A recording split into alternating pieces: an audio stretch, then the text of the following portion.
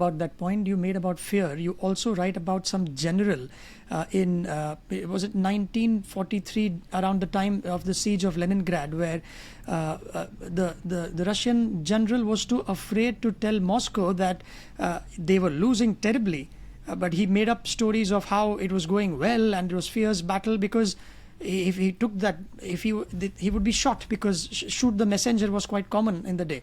So that fear translates to, it's all inefficient, and it doesn't help in any way then.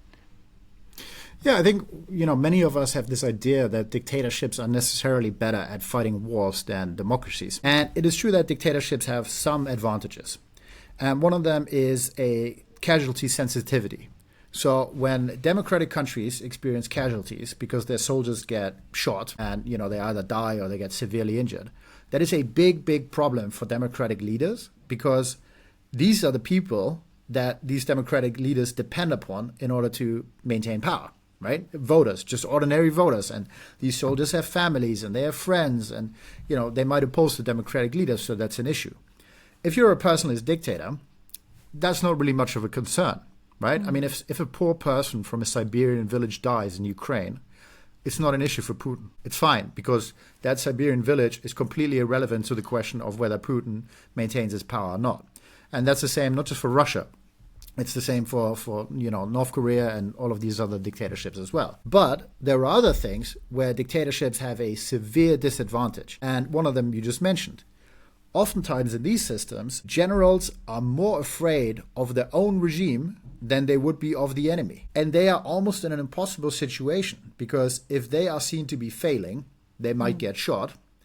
And if they are doing too well, they might also get shot. Because if they do too well and they keep winning, then they could become a threat to the leader. And that's not going to be looked upon very kindly by that leader. So it is a big, big disadvantage. That is a job description. If it's put out, it's like nobody will put their hand up. But there are enough people who do. I wonder why. Is it because better to be that general than to be the common man who doesn't get food on the table? That's, I think, part of the story. So, people often ask me, why would you want to be that general, or why would you want to be that dictator, if it's so terrible? But I think one thing that we have to remember is that the alternative is oftentimes not that the country would be a flourishing democracy. There would still be a dictator. It would just be somebody else. So if you already live in a dictatorship, you might as well be that guy if the alternative is, taking orders from him.